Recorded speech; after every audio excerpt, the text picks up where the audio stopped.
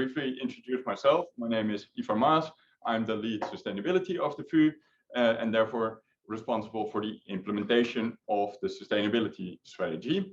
And today is a special day because it's the day of sustainability here at the VU, and we are going to discuss the following topics. So first we will get an opening from Marcel Nollen, member of the board of the VU. Then we will have a brief introduction of our main partners of the day, which is the Amsterdam Sustainability Institute and the Green Office.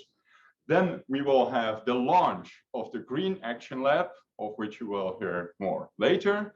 And after there's the main event is a keynote from Marcel from Extinction Rebellion. And later we have the revelation or the exposure, and we will reveal which projects will be selected for a better world at VU. So that's the deal for today. And first, I would like to give the word to Marcel Nollen.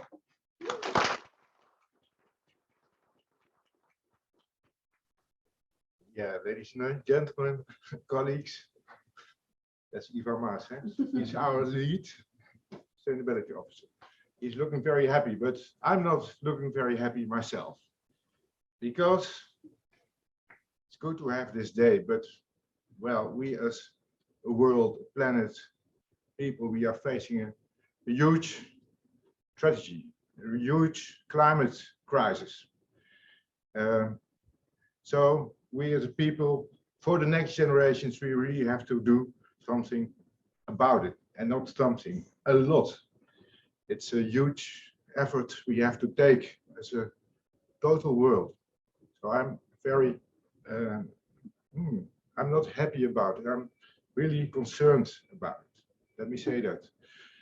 On the other hand, we as universities, we can do a lot about it. We have our research, we have our education. We can educate our students for the better world. We can do research on several topics which will help. And if you look at the VU, I'm very glad that sustainability is really a very big point in our strategy.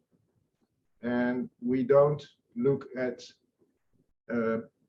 sustainability at the VU from a small size. We look at the technical size, the economic side of it, the human side of it, the environmental side of it, all in the broad. And I'm very glad we do that. And we do that not only in our research and education, but also in our valorization. I see the logo, I saw the logo of course, the ASI, Amsterdam Institute, Sustainability Institute, of Philip Padberg. Philip is there, I think, maybe will come later.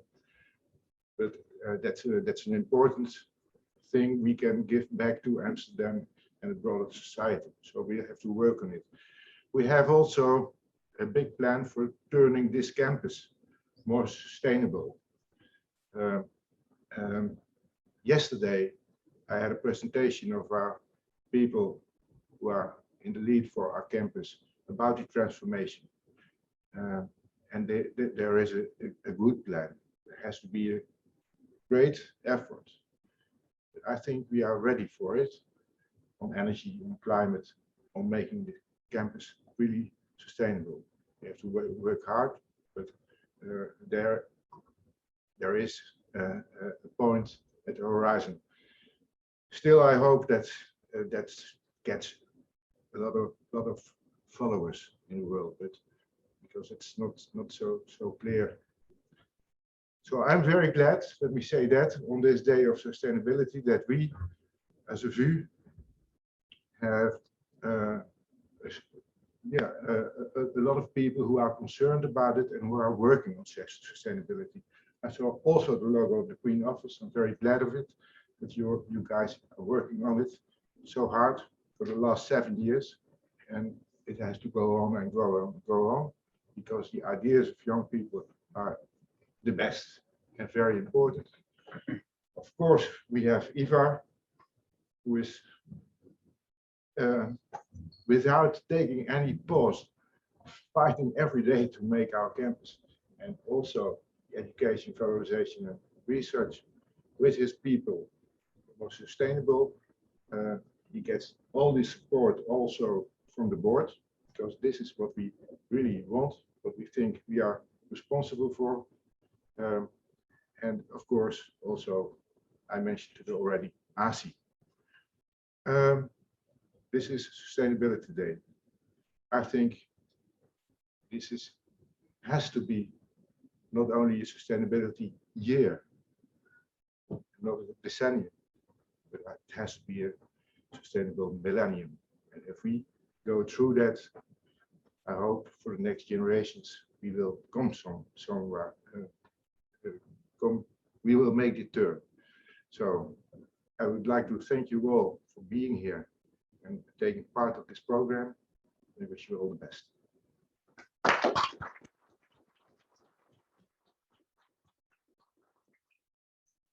Okay. Yeah, thank you very much, Marcel. You already briefly mentioned it, and therefore I want to now give the floor also to Nollen, the coordinator of the Amsterdam Sustainability Institute, and Rodrigo, the former manager of the Green Office. So if you can please take a seat, or take a stand. You can take a stand. And now, so Marcel already touched upon his role and how he viewed that as an administrator of the university. But Nollen, how do you look at that from the perspective of ASI? What is ASI, and what role should you as ASI take? Yeah, so ASI stands for Amsterdam Sustainability Institute. That's maybe not clear to everyone.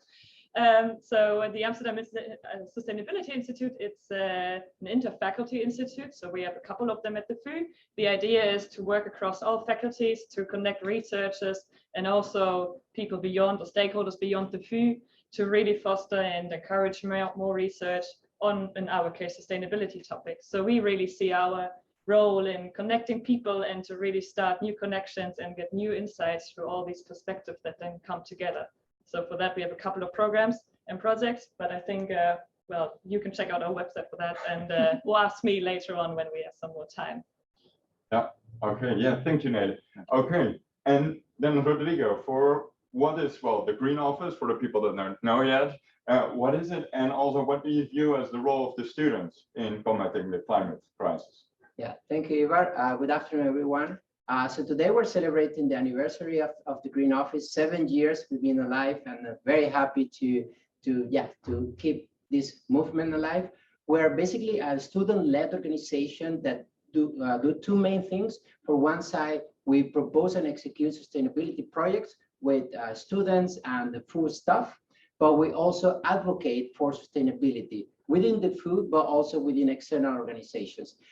We have done several projects during the last year, but more, I would like to highlight one project that we had last year, that is the Kosher Challenge. This is still ongoing, and we have planted, financing the planting of 647 trees in many places in the world, including one tree here on campus. So that's the Green Office.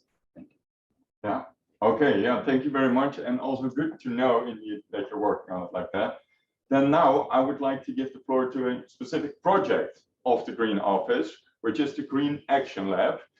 Hannah is the former research coordinator of the Green Office.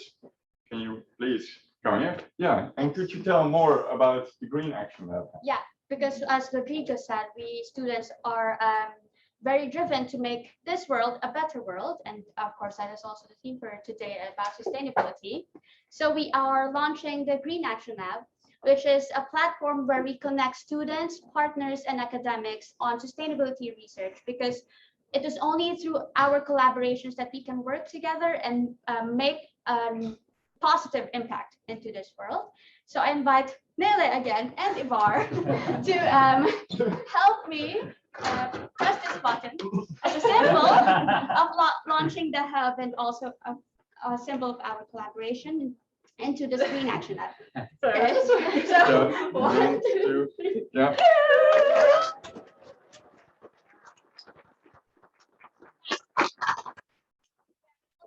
More about the Green Action Lab. So not only today that we are launching the website that we have created, but what could we do at the Green Action Lab? So in the Green Action Lab, we offer endless possibilities to collaborate with academics and partners from inside the group during our pilot year this year. So we could also go to the next slide, where we invite students, partners, and academics, everyone in this room, and even at the live stream, that to go to our website and let's start making a change through these collaborations that we have.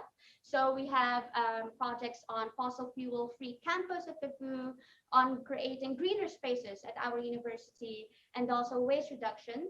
And finally, on reducing our printing behavior at the VU. So visit our website today and let's start making a change.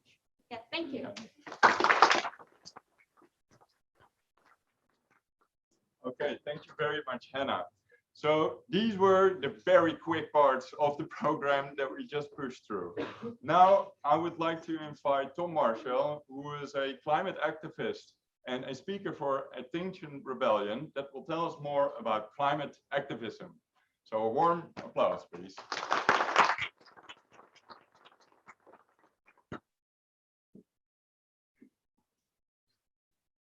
I never thought I'd be a climate activist.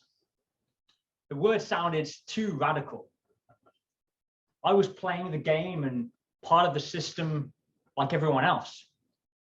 Perhaps like the students here, I studied economics, business, graduated, started working at a big company as a consultant at Deloitte.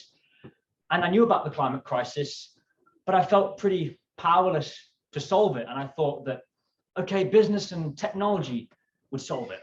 And my face was at the conference of Davos saying, profit and purpose can exist in harmony. It's time to make a change. I was so optimistic that if we just recycled more, if we just reduced our waste, if we did all these things which seem so nice, and I really want to praise us that your university is doing all these great little things, and I know that you will care, but we all know that it's not enough.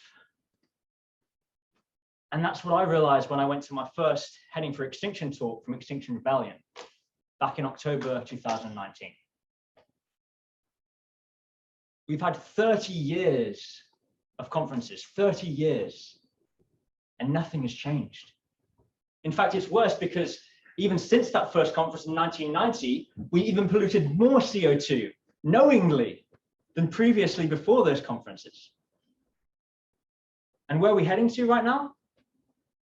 Well, we're on course for catastrophe. Right now, we're at 1.1 degrees of warming, as some of you will probably know.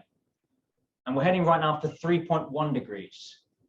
That's 3.1 degrees, assuming the Paris Climate Agreement pledges are met, which, by the way, only 3 countries, 3, are meeting their pledges.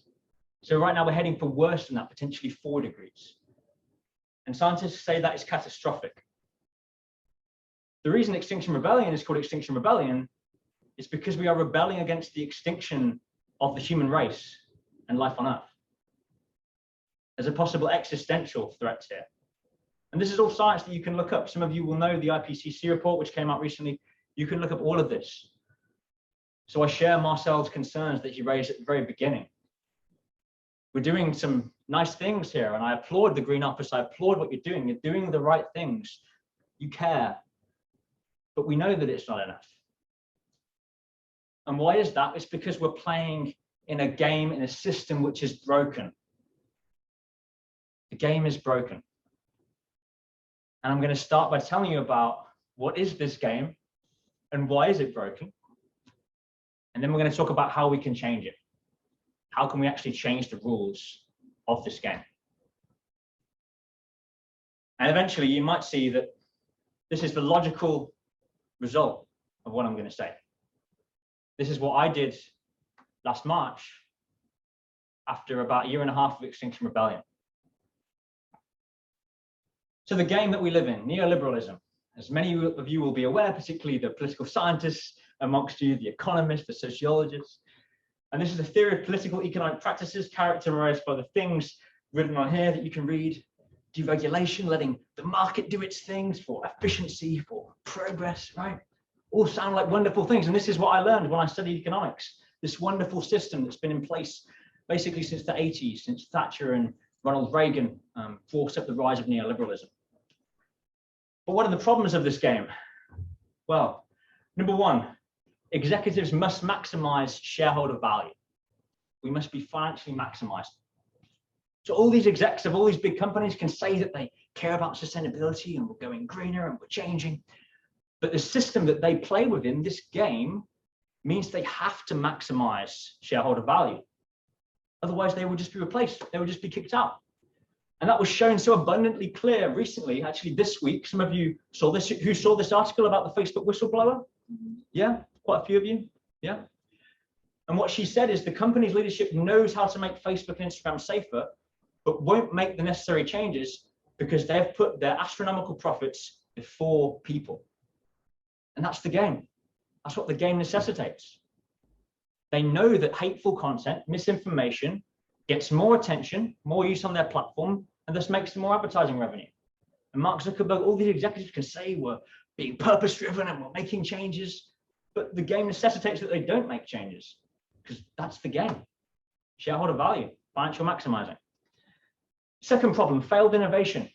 As a school economist at Erasmus University here, I was said that, you know, the market is where we get innovation and that's how we get change. And, you know, these companies will invest in new technologies and that will change things, right? This is what we're told. This is the conventional norms of the system.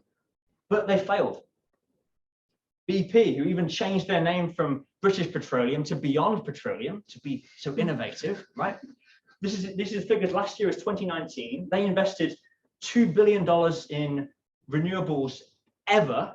Their entire company, the entire time that company, that existence of BP, $2 billion ever, and invested 25 billion in all energy types in 2019 alone, right? So Shell, another example here, of course, here in the Netherlands, they've invested 20 times in all energy types in 2019 only, just 2019, than they've ever spent, ever, on renewables. So beware the greenwashing of fossil fuel companies. Innovation actually often happens by the state. Many of you will know the case of the iPhone, the research from Mariana Mazzucato, well-known economist. All the technologies that make the smartphone smart, GPS, internet, touchscreen, wonderful things, that came from US government funding, not from the market. US government funded that. So it's a myth to think that the market will actually make these technological innovations that we need for the climate crisis, because they're failing to do so. Again, they won't do so because they're maximizing shareholder value, which is exploiting their existing resources. And actually, the public sector often funds innovation. Third problem, unseen cost of business. Right now, I can go on the wonderful site of Skyscanner and book a €300 flight from Amsterdam to New York, right? If I do the right dates. That €300, does that account for the air pollution that I will produce? No, right? And that's because the market does not capture the full externalities. Yeah, this is market failure, as economists would call it. Fourthly, incumbent power. We have tasked Jeff Bezos, Mark Zuckerberg, and Bill Gates, Warren Buffett, all these business leaders. We've tasked them to make the changes that we need. The business will make these transitions. And I know I'm speaking to a university audience here who maybe realizes that business is not the answer. These people are benefiting from the status quo. So why would they want to change it? Why would they change a system they are benefiting from? Fifthly, and this is what makes me particularly sad, is that governments failed.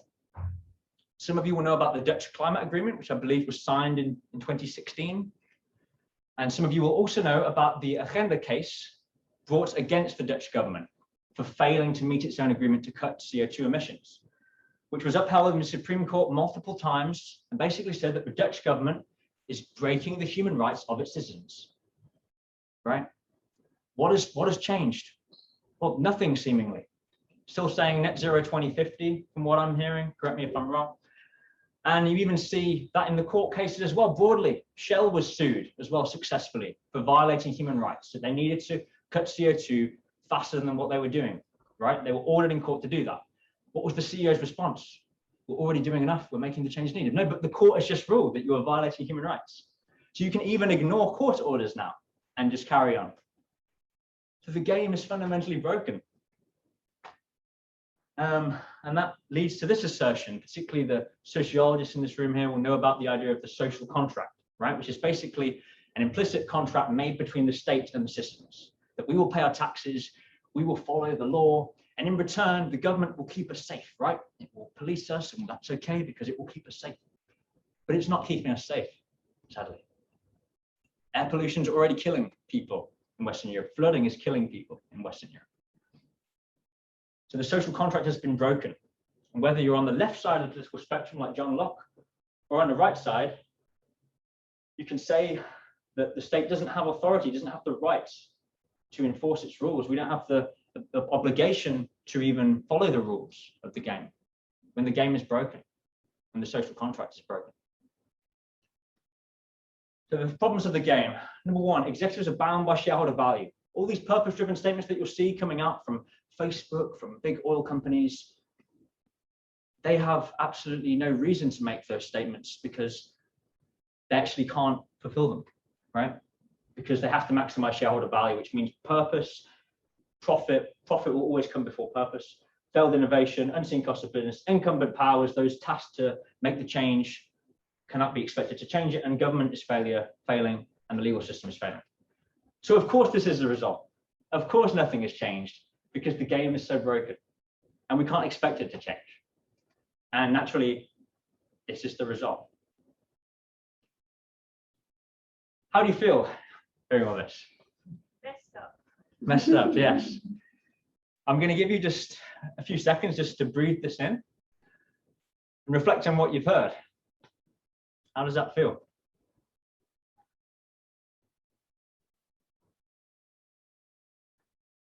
And it's normal if you feel hopeless, feel depressed, if you feel down, you feel terrified for the future. I felt all of these things. And when you wake up to this reality, you need to go through a process of grief. To grieve for how bad things are. Because things are worse than what government has been telling you, right? We were told that if we just recycle, do these cool initiatives, it would be enough, that we would have a safe future. But it's not true. And that's tough to realize. And I applaud you all for being in this room and coming here, because you probably knew it wasn't going to be good news. And humanity, as humans, we seek pleasure and avoid pain. And that's really normal.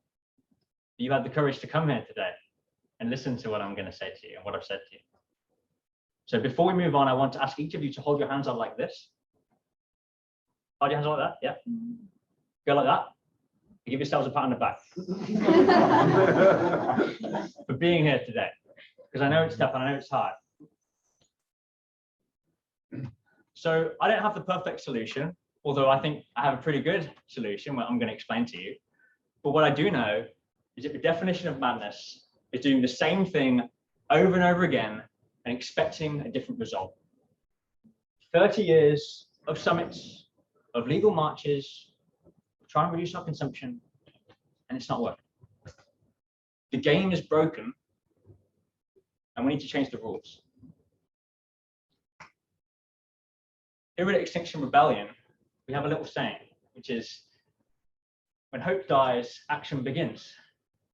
And from this moment, despair ends and tactics begin, ladies and gentlemen. So a group of academics and activists spent years researching these two questions. One, why have we failed so miserably to stop the climate crisis? Two, how are we going to stop it? And they came up with this solution, a tactic that has succeeded over the course of history to create rapid social change. Non-violent, direct action. Shout out these people. Who do you see on the left here? Right there in the middle. Gandhi, yeah. And this, who's this? Yeah, and this gentleman. Yeah, all of them have used non-violent direct action in their historic struggles. Also in the Netherlands as well. So I'm obviously from the UK, from my accent, but I've been living here for 9 years now. Moved to Rotterdam back in 2012, and I love it here because I've never had to learn to drive. I can just cycle everywhere, and that's amazing. But this amazing cycling infrastructure, which we have in the Netherlands, was not just given to the citizens. In the 1970s, some of you might know this movement, Stop the Kindermord. Who of you remembers that or knows that? Some of you are old enough maybe to remember that. Some of you know that? Yes. So in the 1970s, there was a record number of children killed or cycling to school, hit by cars. And the Dutch citizens said, right, we've had enough of this. We're going to stop this. We're going to change this now. So what they did, they lied down in multiple places around the Netherlands, of course, here in Amsterdam. They lied down with their bicycles and they blocked the street. So they broke the rule, they blocked the road and lied down with their bicycles and said, we've had enough of this. We are causing disruption. This is going to change now. The Dutch government listened and they gave this incredible cycling infrastructure. So the government does not just give you things, you have to demand it. So with this in mind, Extinction Rebellion was born in October 2018 with a declaration of rebellion in London. That then became the April 2019 rebellion, with 12,000 people blocking 4 locations in London. And as a result, the UK Parliament declared a climate emergency, which is the first demand of Extinction Rebellion. In that 1 year, we reached over 56 countries and over 100,000 people in our first year of existence. We had actions in the Netherlands. This is a die-in in Utrecht, even on King's Day back in 2019 as well. We had the largest international non-violent direct action in history back in October 2019, which is when I joined Extinction Rebellion. I was here on the streets with Rebels Without Borders outside the Lakes Museum. Some of you might remember.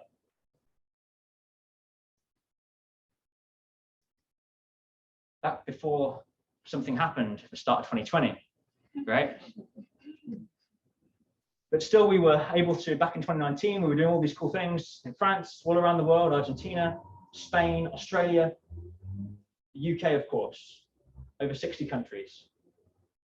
Many more actions followed in the Netherlands. And as, of course, Corona happened, we weren't so able to protest at the start of 2020, but we did some actions. They were outside the party headquarters, putting this on the street, and also showing some empty shoes outside the Tweede Kamer as well. And we've done more and more action since then. We're still back on the streets, loads of things coming up. We have so many ways to get involved if you want to do this kind of action. Whether you're young, whether you're old, black, white, mixed race, all kinds of backgrounds. Everyone is welcome in this movement. And I'm busy preparing for our next rebellion on the streets of The Hague next week, which I'll tell you more about later.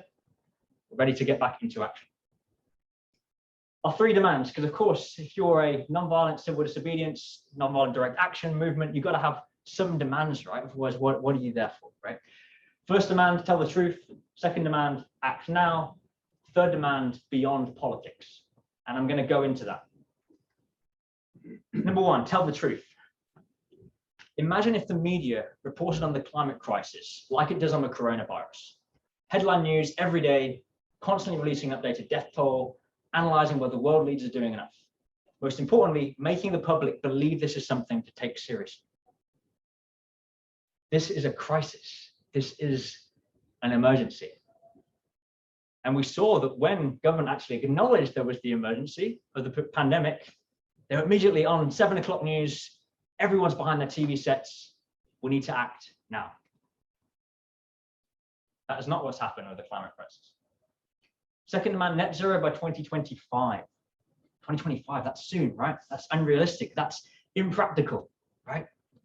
Well, we said the same about the pandemic, right? We could not have imagined that from just basically overnight, we would just change our lives. We would shut down all our cultural activities, that we'd suddenly do classes online, which was enjoyed by some more than others, I guess.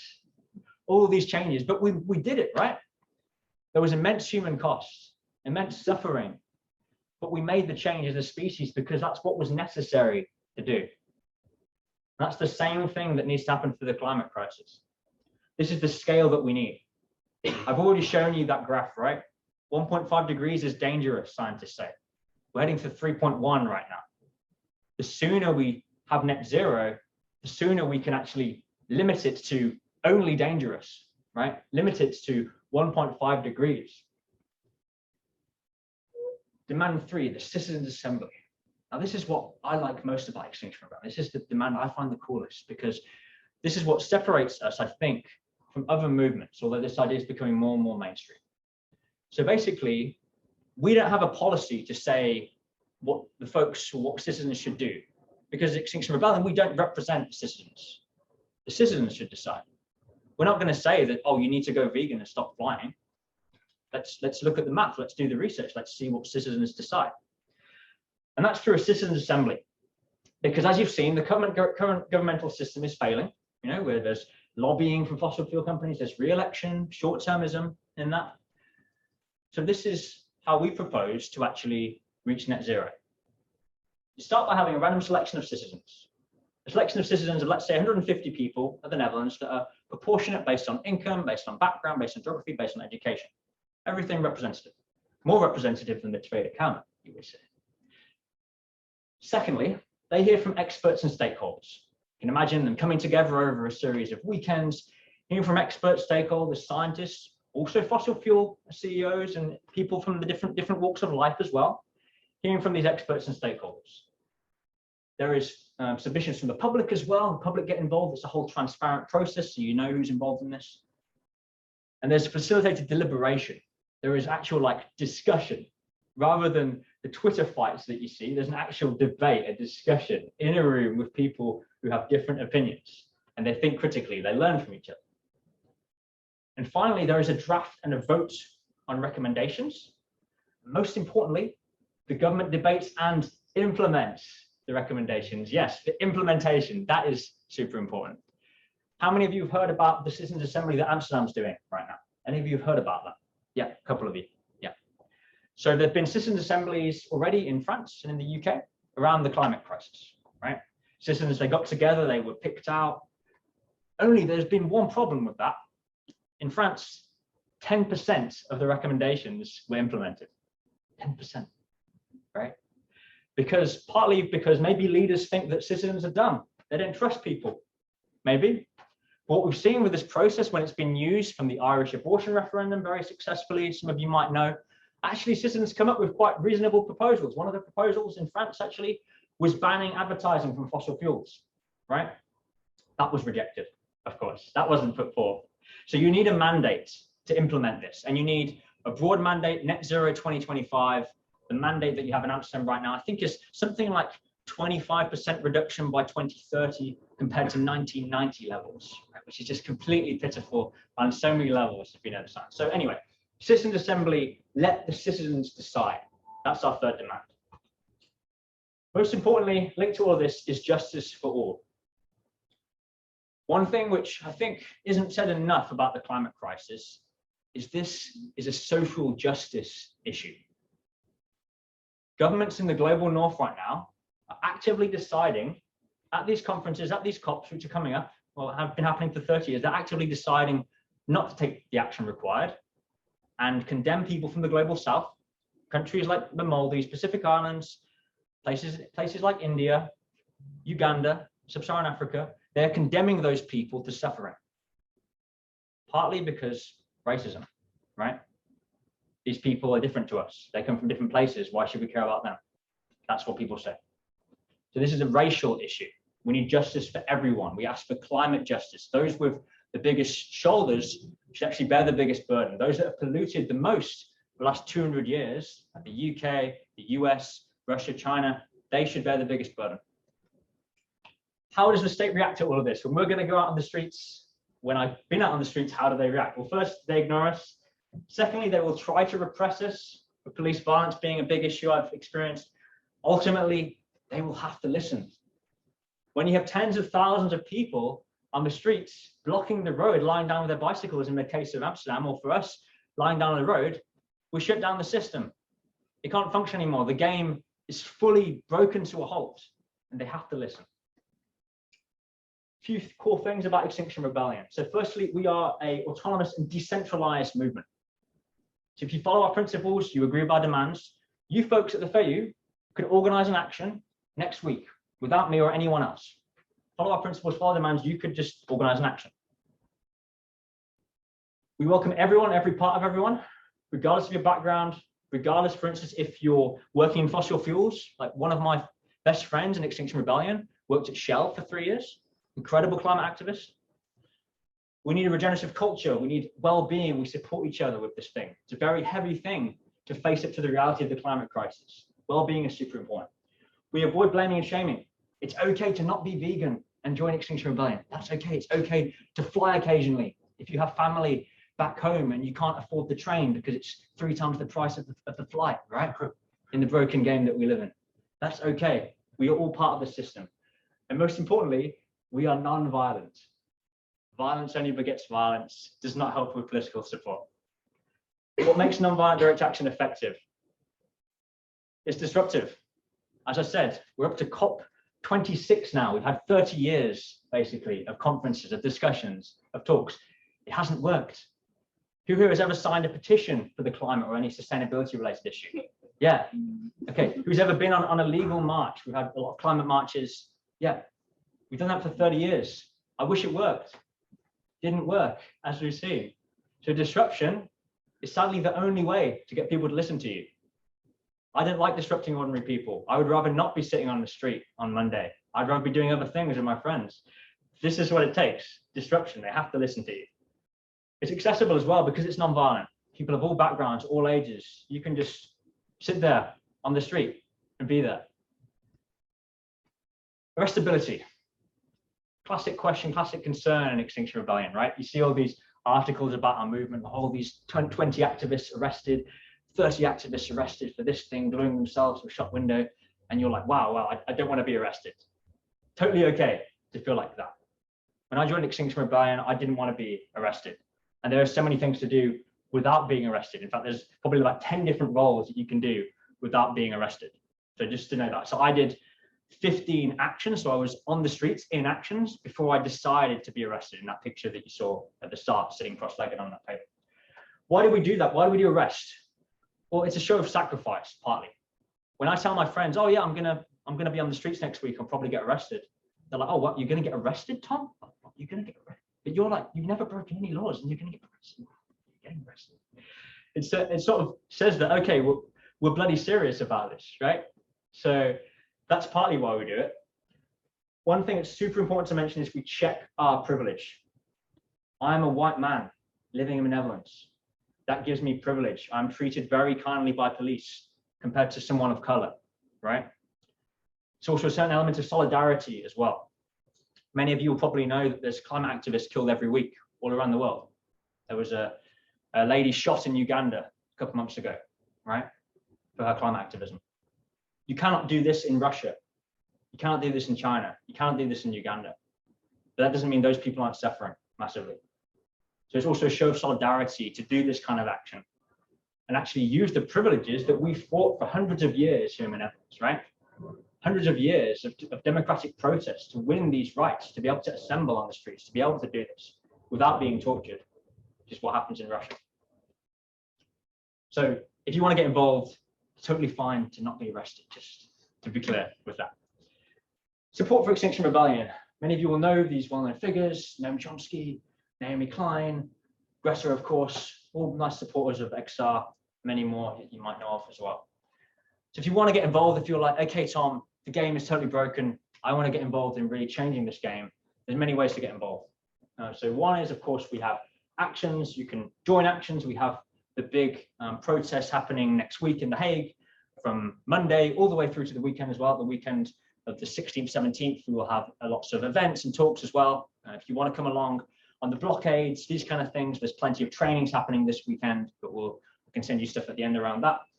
You don't have to take part in actions though. There's so many other ways you can actually organize the actions. You can be behind the scenes. You can be on the phone helping people who are getting arrested and supporting them.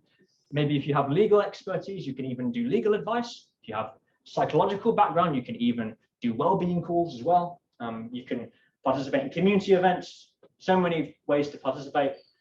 If you've got 30 minutes a week, you're super busy, 30 minutes can be a help. 1 hour can be a help. If you've got more time, great. But any help that you have is appreciated. We need all the help that we can get to make our demands reached as soon as possible so we can end this crisis. Many different circles. I'm not going to go through all of this, but basically you're into media, you're into tech, you're into legal stuff, you're into finance stuff, you like speaking to politicians, you like giving talks and trainings like this. All these areas, loads of support we need. in some of these working circles if you want to get involved. Sign up to our socials. If you've not done that already, I would like to ask you to take your phones out, sign up to these socials, make sure you're informed. You can do that in a second. We even have a book, Nu het nog kan. It's my best Dutch. And as I said, the crisis now, next week, Streets of The Hague. There'll be briefings next week. You go onto the Extinction Rebellion website, you can find all this stuff. You can sign up to all these kind of things.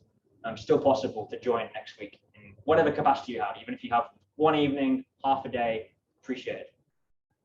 So join us. If you have a better idea, please let me know, and I'll join you for sure. All that being said, I want to give some time for some questions now, a little bit of discussion, and I'll also leave this QR code on the board as well. You can scan that, and that's the best way to stay connected. So yeah, I'm going to end in a little bit and do a nice little closure, but for now, questions, thoughts, anything you want to share, feel free to raise a hand.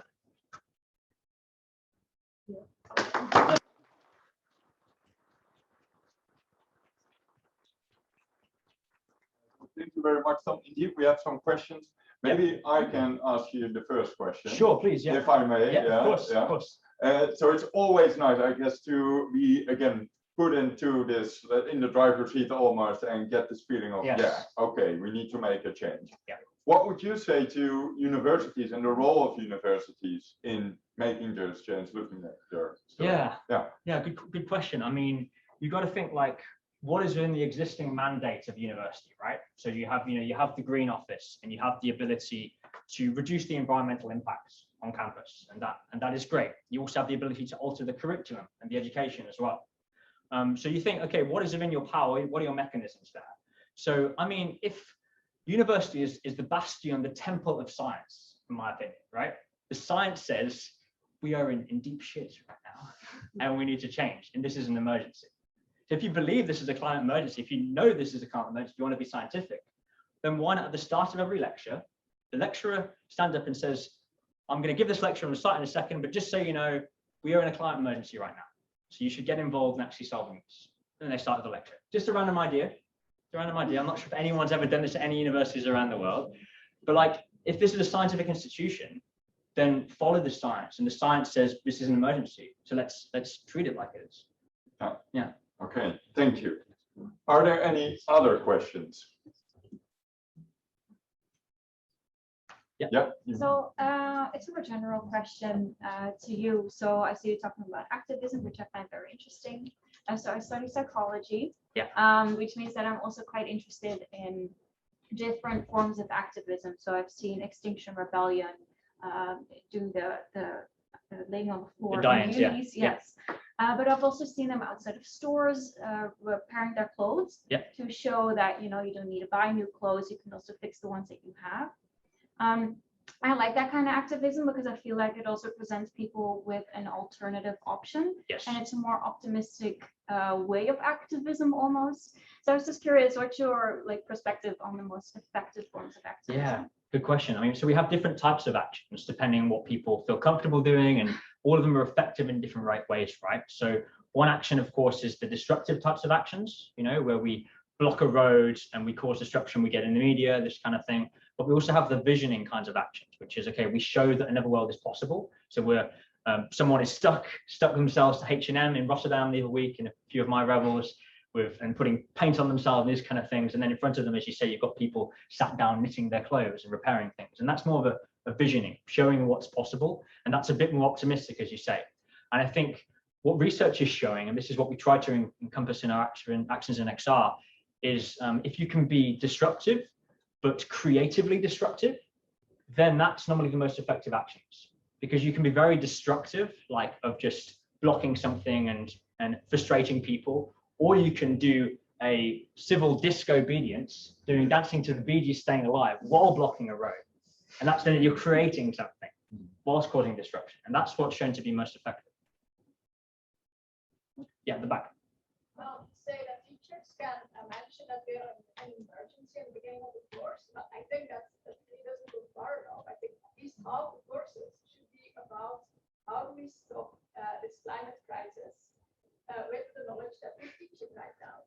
So my question is Extinction Rebellion involved in developing a curriculum that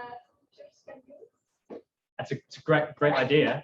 And I mean, normally what we say is, great idea, then you can go and do it and I'll support you, you know?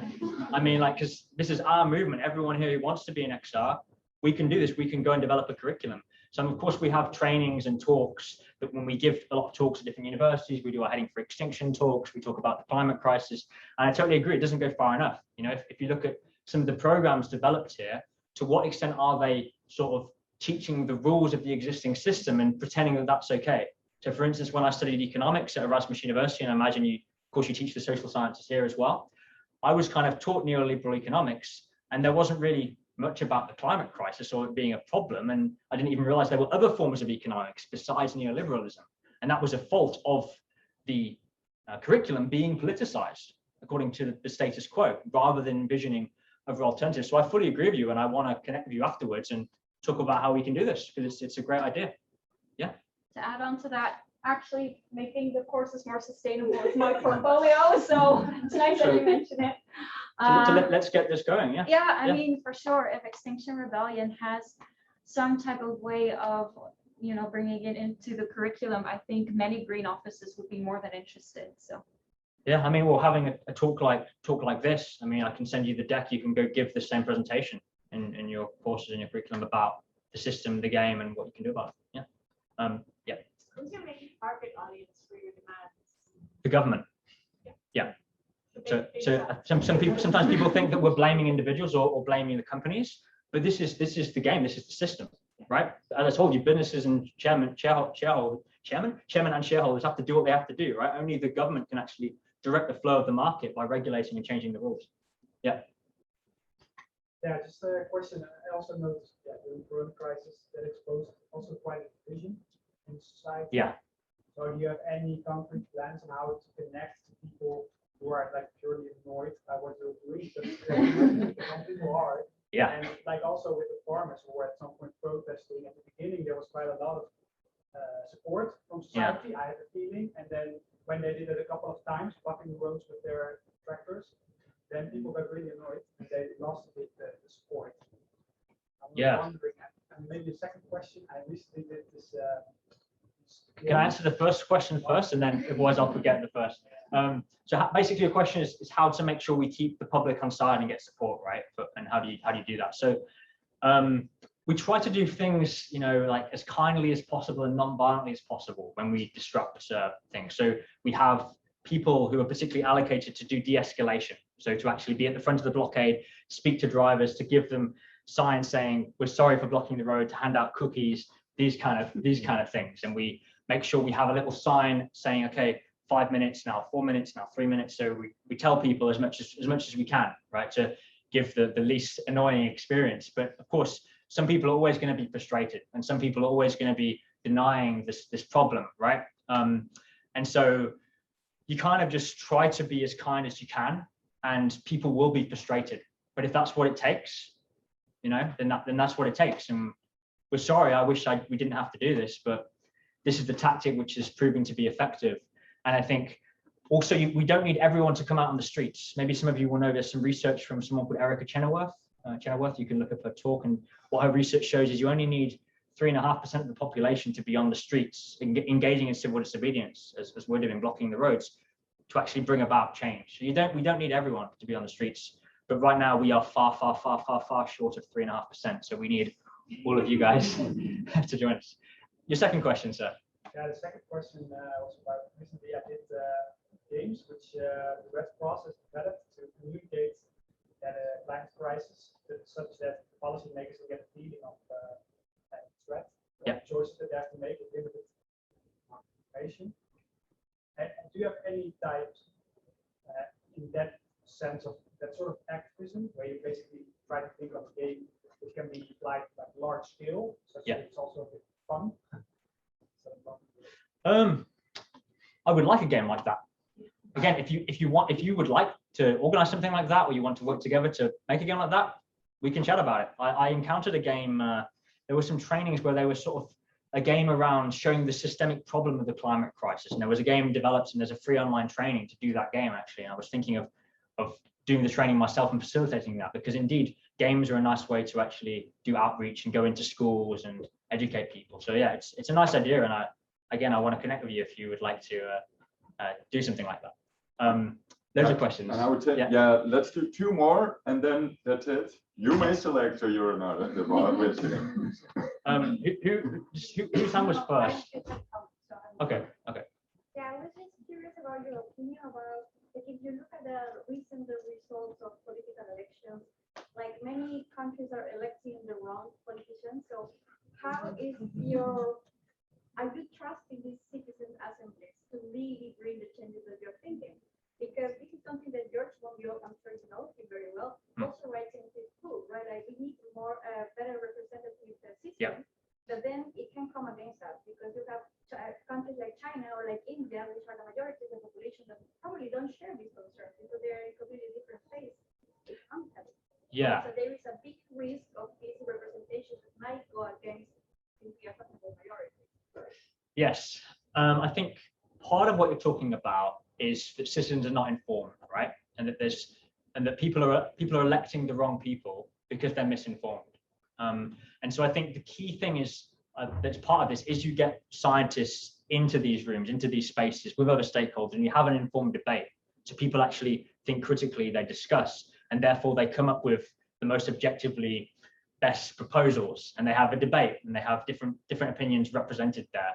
So I think part of the citizen assembly, you would hope that it would be solved through that. But I also do take your point that, if you look at India or China where they don't share those concerns, maybe there are differences there, but maybe they would share the concerns if they were informed, right? If they actually had the discussions in the room. But I think it's the best system we've got right now compared to existing democratic structures. So I think we need to give it a shot. And if you look at what France came up with, I think that's a really nice example. It's just they weren't implemented. So do you believe that the donut economy is a viable framework towards change? The donut economics, yes. Yeah. Kate Rawsworth, love her book. Is that a viable model? So for those who don't know about donut economics, actually, I think she was going to come to Amsterdam recently and talk about this. Is basically you're looking at kind of the different systems and different resources, and you're looking, can you play within the resources of the planet? Like, I think it does seem like quite a good viable model, but you also need to understand the politics around it as well, and the preferences of the citizens. So I think that's why someone like Kate Rawsworth could come in and talk about donut economics in the citizens assembly, but the citizens need to decide whether that's a good model. And I can just be one person giving my opinion, but the citizens need to decide. I know we're running low on time, so I'm just going to close up. If you've got more questions, I'm going to stick around. I mean, I have a friend here I'm going to hang out with afterwards, but other than that, like you can wait, Joey, right, a little bit. Other than that, like I'm happy to stick around, have a chat. Any more questions? A couple of things I want to say. Next to my climate activism, I'm also a coach and a speaker working particularly with change makers. And there's a few people from the Green Office coming to this event in Rotterdam on the 24th of October. So if you would like to stay connected with me and actually get a discount for tickets to this event, I'm trying to make it accessible for everyone. So there's low income tickets for students as well.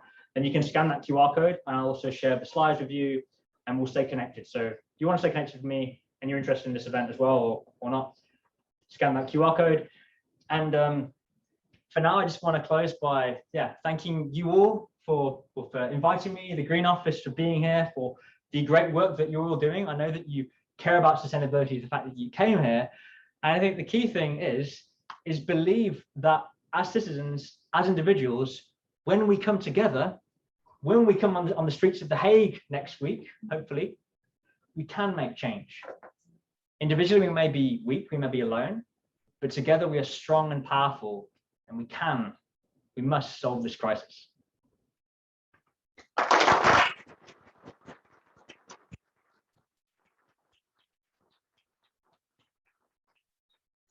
Yeah, thank you very much, Tom. Thank you very much. So now, now we go to the next part of the program.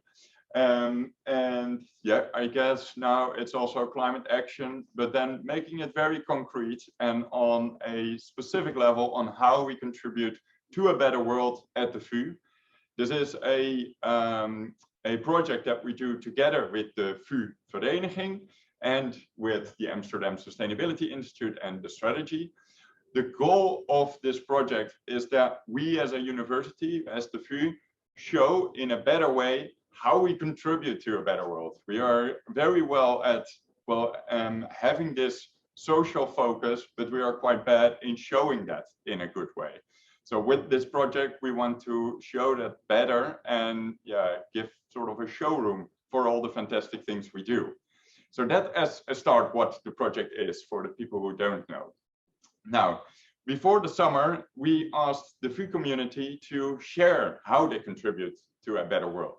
And it was, well, just fantastic what kinds of things came in.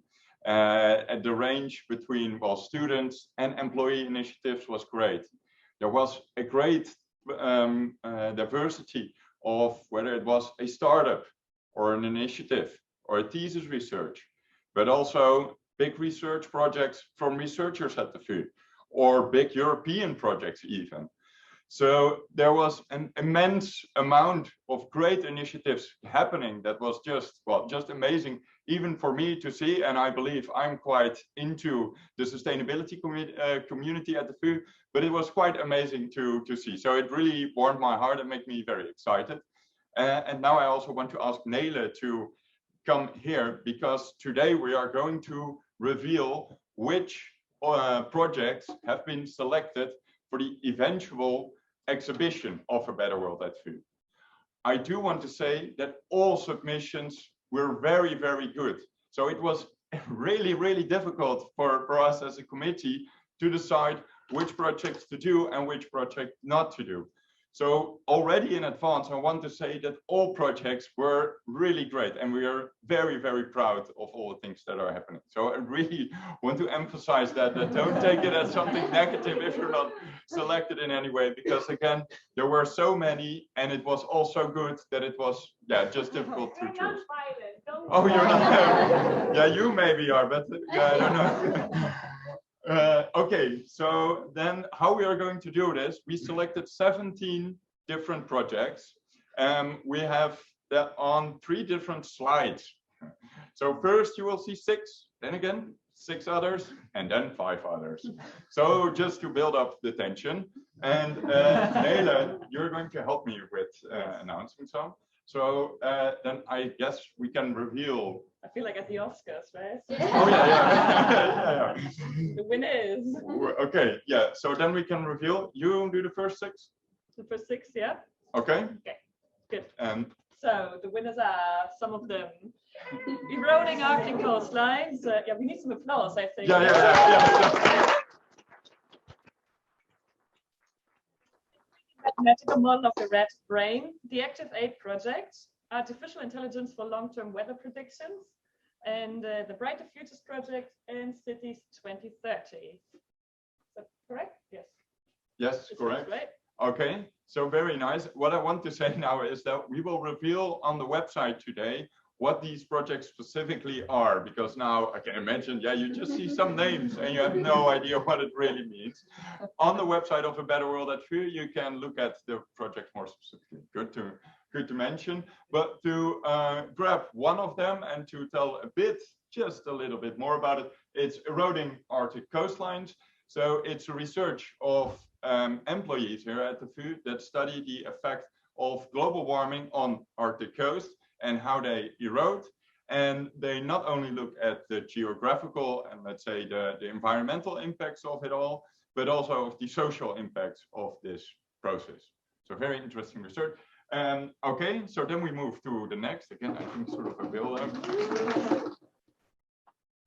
Okay, so there we have call action, power to the crowd, deep offshore carbon sequencing, the Ecosia challenge, finding hope in times of climate change, Knowledge Alliance Sustainability Amsterdam New West, and that was it for now. Oh, and climate change impact on fair trade crop produce. Now that was, I think, on the previous one. Okay, so very nice. So these are, again, I think they're right.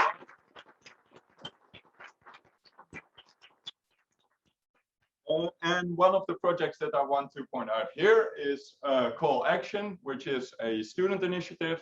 and they're over there. We were very inspired by the idea of it. It's a startup, and the idea is that you create a platform where people can come together and enact collective action based on the SDGs. You can hear more about them from themselves and later on the website also. So go talk to them. It's a great initiative. So congratulations. And the next. And the next. Yes. So we have planetary health, right to education, the SDG scan, strong roots, strong women, and urban mining as the final project.